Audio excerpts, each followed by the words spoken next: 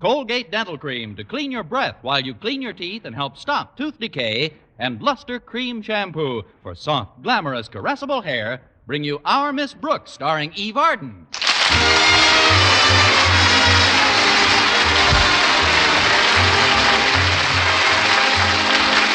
It's time once again for another comedy episode of Our Miss Brooks, under the direction of Al Lewis. Well, the schools have been closed during the Christmas vacation, and our Miss Brooks, who teaches English at Madison High School, has spent hers quite enjoyably. Yes, indeed. During the days preceding Christmas, there was the thrill of wondering what kind of gifts I'd receive.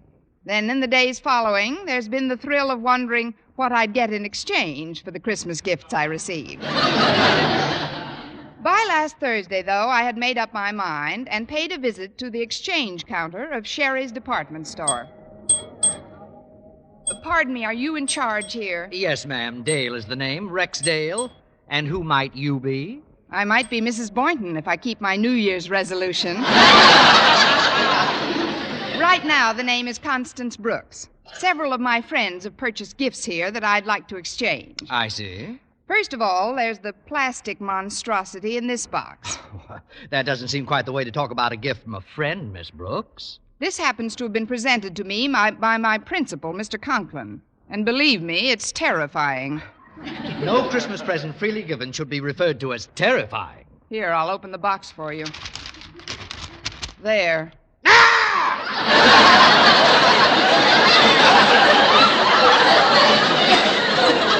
What in the world is it? It's a figure of Atlas carrying a globe. Only the globe is built in the shape of a round house, which tells the changes in the weather by a small man and woman who pop out of their respective doors when you least expect them. But what's this on the back of the figure? He seems to have a red spine. That's a thermometer. And dangling from the thermometer is a small alarm clock. Oh, now I recall this item. It must be quite popular. The gentleman who bought it ordered 6 of them. He said he was giving them to several members of the faculty. Well, there must be some place you could use it. Mr. Dale, this sort of thing was old-fashioned when Grandma was a girl. Where could it possibly fit in a modern home? Well, let's see. Do you have a fireplace in your living room? Yes, and I thought of the fireplace myself, but plastic doesn't burn very well. I was thinking of the mantelpiece. Couldn't you put it up there? I tried that, too, but my landlady keeps a canary in a cage on the mantelpiece. Well, isn't there room for them both? Yes, but I don't believe in being cruel to our feathered friends. The first time I put this thing next to the cage, the canary took one look at it and fell head first into his bird bath. Now, if you don't mind, I'd like to exchange this for some lingerie. Well, if you insist, Miss Brooks, I'll give you this credit slip. Just show it to the clerk in the lingerie department. Oh, before you make it out, there's something else, Mr. Dale. These earrings were purchased here, too. Well, what's wrong with them? They're a trifle too ornate for me. Oh, nonsense. They're beautiful. Just look at the workmanship in those exquisite brass crowbars. I'm afraid they're a little too heavy for me, Mr. Dale. Heavy? Well, let me heft them. All right, I'll put one on the counter. Here. Yes, they are a bit substantial, aren't they? Substantial. They pull my ears down so far, I look like a cocker spaniel. I'll just get a nice manicure set instead. Very well, Miss Brooks. Anything else? Not much. I'd like to exchange this pen and pencil set for some stockings and these slippers for a handbag. Miss Brooks, wasn't there anything you received for Christmas that pleased you? Oh, yes, Mr. Dale. I have a blue and white scarf that I'm just delighted with. And who bought that for you? I did. Now, if you'll give me those other exchange slips, I'll get the rest of my unshopping done. I don't like to rush you, but Walter Denton, a student of mine, has offered to pick me up in his car in a few minutes. Well, I wouldn't bank on it, Miss Brooks. What do you mean? If he's a student of yours, he's probably exchanged his car for a pogo stick.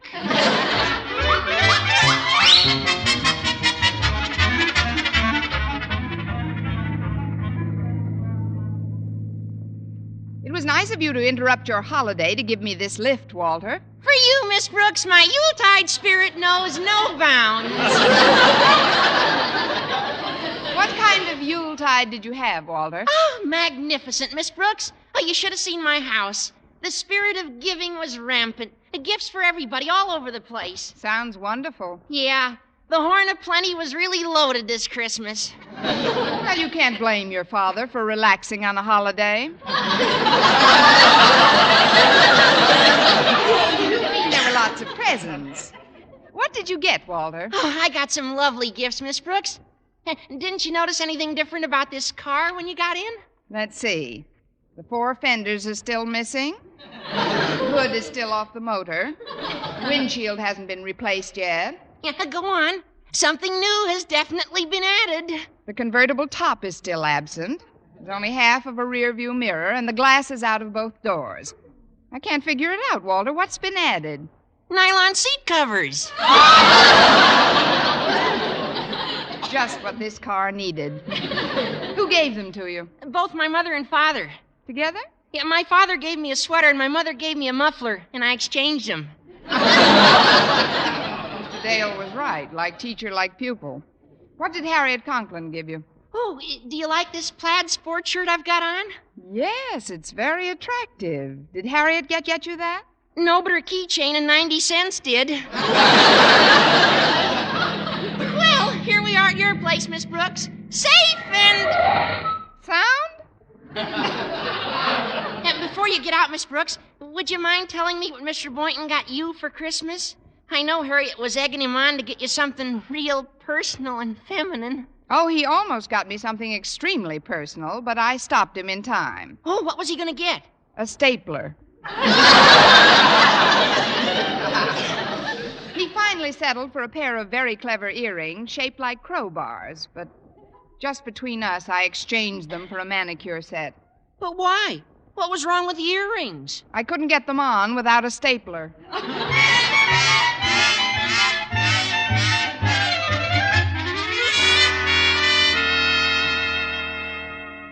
Well, Connie, did you get all your exchanging done? Yes, Mrs. Davis, I got some wonderful things. Good. I'm glad to see you looking so chipper. You seemed pretty blue last night when Mr. Boynton broke a date with you. He couldn't help it, Mrs. Davis. He had to attend a meeting of the biology club.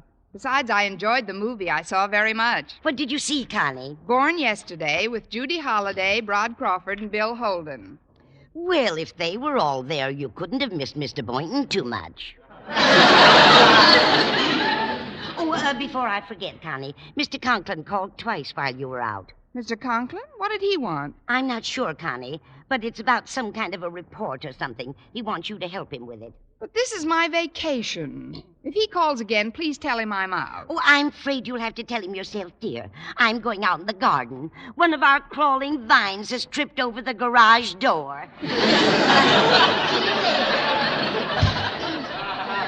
Oh, well, I won't be home very long anyway. Maybe he won't. Then again, maybe he will. Hello, Mrs. Davis. This is Osgood Conklin again. Has Miss Brooks come in yet? Miss Brooks? There is no Miss Brooks here. This is Main 2496, isn't it? Oui, this is the French Hand Laundry. Fifi speaking.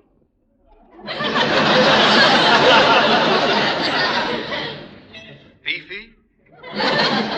The girl in charge of the mangle. Who are you look for, monsieur? I'm looking for a school teacher named Constance Brooks. A school teacher? Ooh la la, have you got the wrong number? Well, that's a reprieve for a while. Mrs. Davis! Mrs. Davis! Mrs. Davis! Oh, dear, she's out and back. Hello? Hello, this is the One Question for 1,000 program. We're trying to contact Miss Constance Brooks. What? If Miss Constance Brooks can answer one simple question, we have $1,000 in cold, hard cash waiting to be sent to her. $1,000? This is Miss Brooks. Are you absolutely certain you are Miss Brooks? Of course. What's the question? The question is, how could you and the French hand laundry have switched phone numbers so quickly?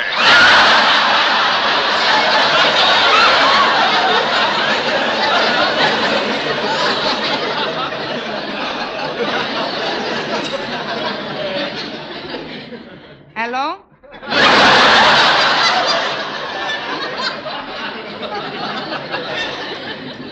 Get away from that mangle, Fifi.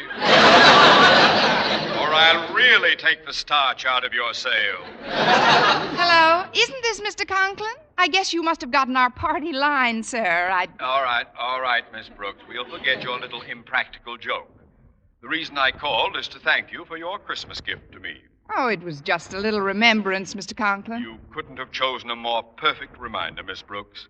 2 big, heavy bookends. They just seem to sense that we haven't had any personal contact since Christmas. And yesterday, as if by magic, one of them toppled off the table and landed on my foot. It was like old times. I'm sorry, Mr. Conklin. If you'd rather have something else, I could... wouldn't part with those bookends if they eat up half my salary in Band-Aids.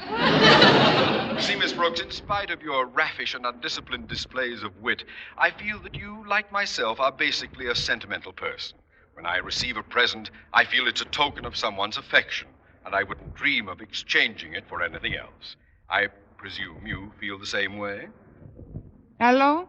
I mean, certainly, Mr. Conklin.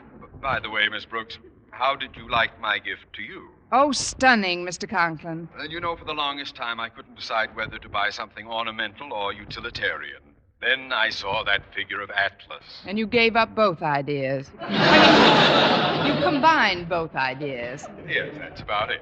Did you find the right spot for it, Miss Brooks? Perfect, Mr. Conklin. I'm keeping it right on the mantelpiece here in our living room. Quiet, Dickie. I'm just kidding.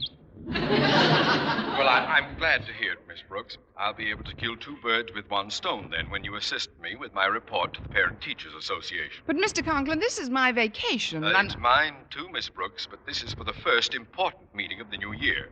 So I'll be over to your place in about an hour, at which time I can see how effective my Atlas looks in your living room. But, Mr. Conklin, you can't come here. The house is a mess. Mrs. Davis is in the midst of her spring cleaning. Spring cleaning? But this is the middle of the winter. I know, but she likes to give herself plenty of time. If you don't believe she's doing her spring cleaning, you can ask her yourself, Mr. Conklin. Mrs. Davis! Yoo-hoo, Mrs. Davis! Sorry, sir, she must be out in the kitchen dyeing Easter eggs. Well, tell her to save me a pink one. I'll be there in an hour. Oh, no. This is a fine spot to be in. Did you call me, Connie? It's too late now, Mrs. Davis. Too late for what? For me to get down to Sherry's and get Mr. Conklin's present back. He's coming over here in an hour to give me some dictation, and he expects to see it on the mantelpiece. Oh, forgive my absent mind, Connie, but there were so many gadgets here around this Christmas that I just don't remember Mr. Conklin's gift. What was it? A plastic figure of Atlas with a big globe on his head that tells the weather, and a thermometer spine, and also an alarm clock. Oh, where in the world is the alarm clock? You wouldn't believe me if I told you.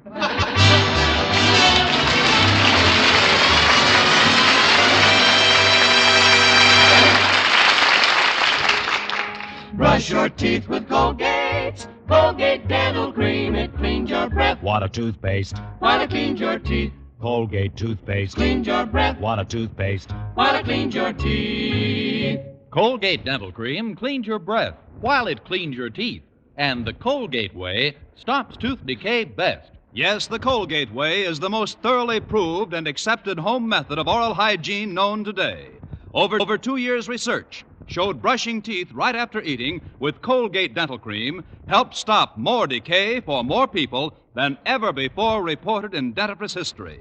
The Colgate way stopped tooth decay best. No other dentifrice, ammoniated or not, offers such conclusive proof. And you should know that Colgate's, while not mentioned by name, was the only toothpaste used in the research on tooth decay recently reported in Reader's Digest. So always follow the Colgate way to clean your breath while you clean your teeth and stop tooth decay best. Brush your teeth with Colgate. Colgate Dental Cream. It cleans your breath. Want a toothpaste? While it cleans your teeth. And the Colgate way stops tooth decay best.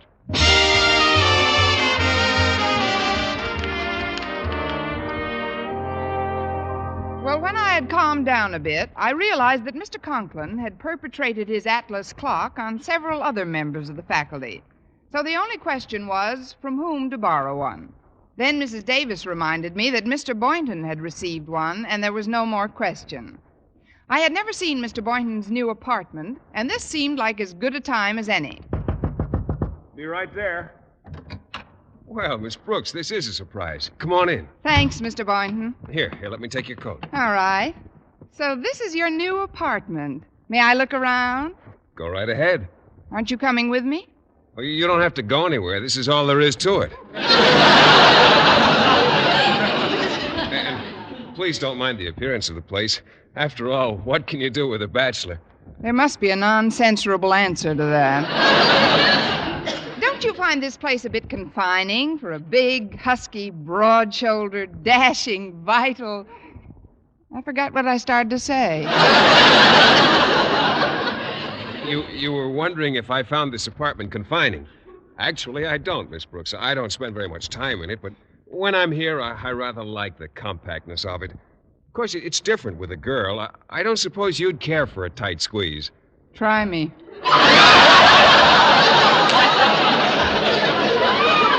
I mean, this place certainly wouldn't be any problem to keep clean. I'm afraid I don't pay any attention to that end of it. All you'd have to do is wrap yourself in a damp towel, get in the center of the room, and spin around a little. Well, it may be small, but this place has all the facilities of a larger apartment. Did you know that I have a 2-burner electric stove in here? Really? Where? I keep it in my bread box. Oh, in the kitchen. No, there's no kitchen. I just keep the bread box in the refrigerator. I give up. Where's the refrigerator? In the closet. Just open that door on your left. All right. I still don't see the refrigerator. Your coat's draped over it. Well, now that you're here, Miss Brooks, how would you like to stay to lunch? No, thanks, Mr. Boynton. I wouldn't want you to have to unwrap your kitchen just for me. Besides, I've got to be getting back to my place before Mr. Conklin comes to work with me. That's the real reason I dropped over, Mr. Boynton, to borrow the atlas Mr. Conklin gave you. What did you do with the one he gave you? I exchanged it for some lingerie. So did I. What color? I mean, what am I going to do? He expects to see that atlas prominently displayed on my mantelpiece. Well, why don't you phone Mr. Conklin and tell him you went out without your keys and Mrs. Davis has left the house, too? I could do that. Then he'd probably suggest that I come over to his place. That wouldn't be so bad. Well, I don't have my phone in yet, Miss Brooks, but right on the corner there's a gas station or a candy store you can call from. I'll use the gas station. I'm on a little bit of a diet. Oh, before you go, Miss Brooks, I haven't seen you wear the earrings I got you for Christmas as yet. You will put them on for New Year's Eve, won't you? New Year's Eve? Well, yes. I've gotten hold of an extra ticket to the biology club dance. I took it for granted that you'd tag along. Then you can take it for granted that the earrings will drag along with me. And while we're on the subject of presents, you don't seem to be wearing the cufflinks I gave you. The cufflinks? Oh, well, I'm saving those for New Year's Eve, too. Yes, sir. Well, you better run along now and phone Mr. Conklin. I guess we won't be seeing each other again until our date Sunday night. Oh, we'll see each other before that. When? It all depends on what time we both arrive to exchange our exchanges at the exchange counter.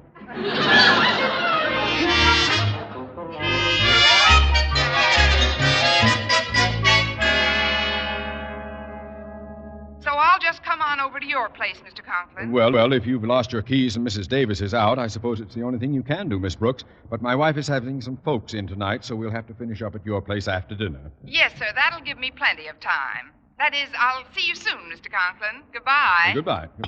Harriet. Oh, Harriet, Here I am, Daddy. What can I do for you? do you know what's been done with those 2 monstrosities that Miss Brooks gave me for Christmas? You mean those 2 cute bookends? Yes, those cute bookends. 2 green midgets with purple beards shoving their shoulders against yellow wheels. Last time I saw them, your mother was cracking walnuts with them. Gosh, Daddy, Mother told me she exchanged them for a vase. What? But Miss Brooks is coming over here to work. She'll expect to see those twin nightmares on my desk. Well, there's only one thing I'll do. I'll run down to Sherry's and try to get them back before she comes.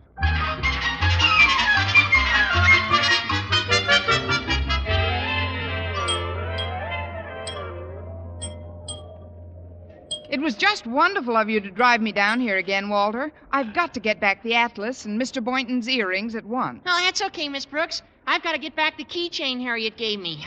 Oh, did she ask you about it? Yeah, she said she expected me to wear it on New Year's Eve. Gosh, I wished I'd had my wits about me. I'd have asked her why she wasn't wearing the pearls I gave her. You gave Harriet pearls, Walter? Certainly not, but I know she's exchanged so many gifts it would have thrown a good scare into her.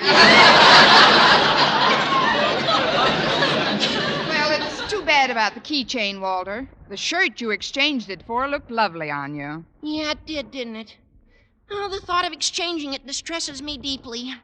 I guess I'm just a sentimentalist at heart, Miss Brooks. A sentimentalist? Yes. When a person near and dear to me gives me a present, I hate to exchange it more than once. Well, here's the counter. How do you do, Mr. Dale? Remember me? Now, don't tell me. Let's see. Oh, of course, you were the lovely lady who almost gave me a nervous breakdown this morning. And remember me? Certainly. You gave me a nervous breakdown yesterday. Oh, look, you two aren't going to start all over again, are you? No, Mr. Dale. This time it's going to be very simple. Oh, good. I'd like to turn in some lingerie and get back my atlas. But this morning you were practically livid about the... That was this morning. Then I'd like to turn in my manicure set and get back my earrings. Yeah, and I'd like to turn in my sports shirt and get back my keychain. I have a dispatch for you both. I'd like to turn in this job and get back my sanity. I'll make out your exchange slips in just a moment. But first, Miss Brooks, you've got to do me a small favor. What is it? Just stand behind this counter for one moment while I go out for a smoke. I'm beginning to feel my nerves nibbling at the base of my skull like mice. Oh, but Mr. Dale, There won't be too many customers at this time of day, but if anyone does come over, just be courteous. By that I mean be sure to say please when you ask them to drop dead. Oh, he'll never make a good exchange clerk. Too sensitive. Well, while we're waiting for him, I'm going to look at some sports equipment over in the next aisle. But you can't leave me behind this counter all alone, Walter. Why not? It might open up a whole new career to you. Especially if you don't get Mr. Conklin's atlas back in time. Now listen, Walter, See you later, Miss Brooks. And don't forget to say please. Oh, dandy. This is turning out to be some vacation. Oh, pardon me, miss, but I'd like to swap this penknife for Miss Brooks. You can't have Miss Brooks for that penknife. What in the... Mr. Boynton. Well, I was just going to say blazes. Oh, then go right ahead. What in the blazes are you doing behind this counter? I'm just pinch hitting for a busy friend. A busy friend? Yes, he's brushing some mice off the base of his skull. Is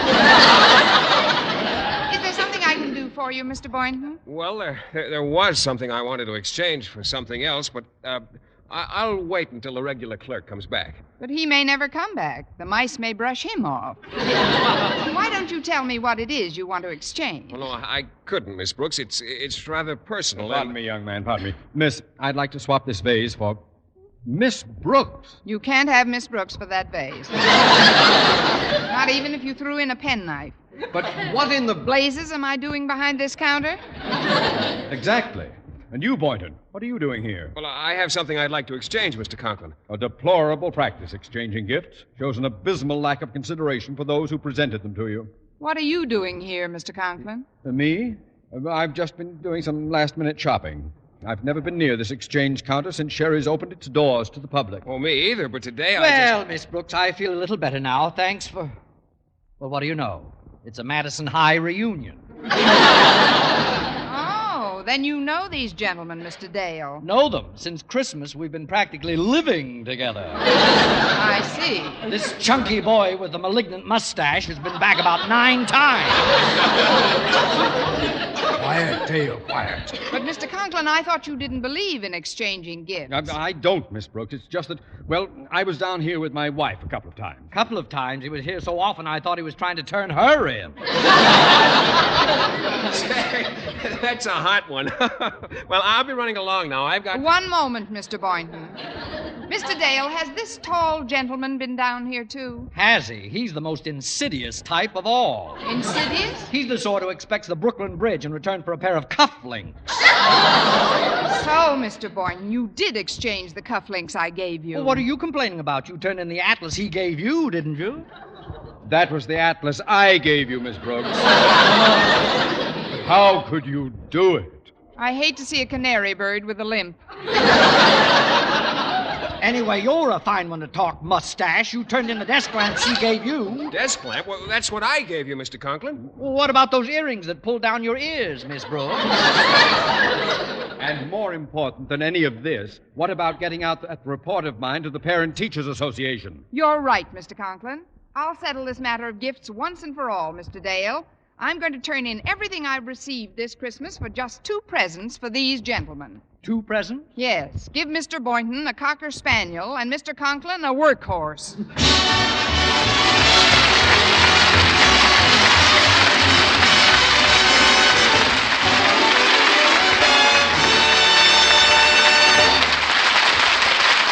Eve Arden returns in just a moment, but first... Dream girl, beautiful luster cream girl. Tonight? Yes, tonight, show him how much lovelier your hair can look after a Luster Cream shampoo. Luster Cream, world's finest shampoo. No other shampoo in the world gives you Kay Daumit's magic blend of secret ingredients plus gentle lanolin. Better than a soap, better than a liquid, Luster Cream is a dainty cream shampoo. Leaves hair 3 ways lovelier. Fragrantly clean, free of loose dandruff, glistening with sheen, soft, manageable. Tonight? Yes, tonight, try Luster Cream Shampoo. Dream girl, beautiful luster cream girl. You owe your crowning glory to a luster cream shampoo. And here's a New Year's greeting card to each and every one of you in 51, a year of love, happiness, contentment, and joy from the makers of Luster Cream Shampoo. And now, once again, here is Eve Arden. Freedom is everybody's job. That's why all of us must work to keep our individual rights and freedoms by voting in an informed way, serving willingly on juries and public committees, and taking an interest in the development of our community, state, and country. That way, we can all make 1951 a year that will prove the strength and success of democracy. And now, on behalf of my sponsor, the Colgate Palmolive Peat Company, and myself, a very happy New Year to all of you. Good night.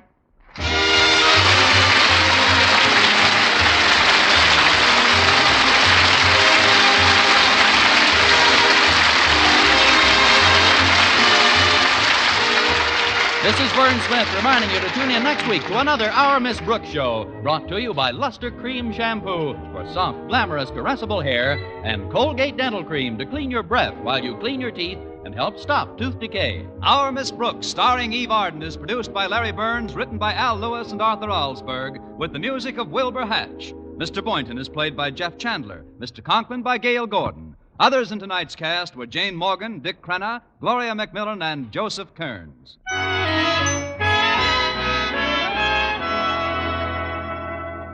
Doctors prove Palmolive soap can bring you a lovelier complexion in 14 days. Yes, 36 leading skin specialists proved in tests on 1,285 different women that Palmolive soap facials, using nothing but Palmolive, brought new complexion beauty to 2 women out of 3. Just wash your face 3 times daily with Palmolive soap, each time for 60 seconds, massaging Palmolive's beauty lather onto your skin. Then rinse. So start your Palmolive facials today. Remember, doctors prove Palmolive soap can bring you a lovelier complexion in 14 days.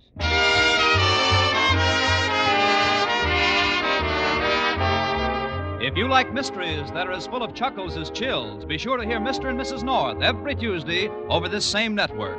Don't miss the exciting and laughable adventures of these amateur detectives. Hear Mr. and Mrs. North every Tuesday night.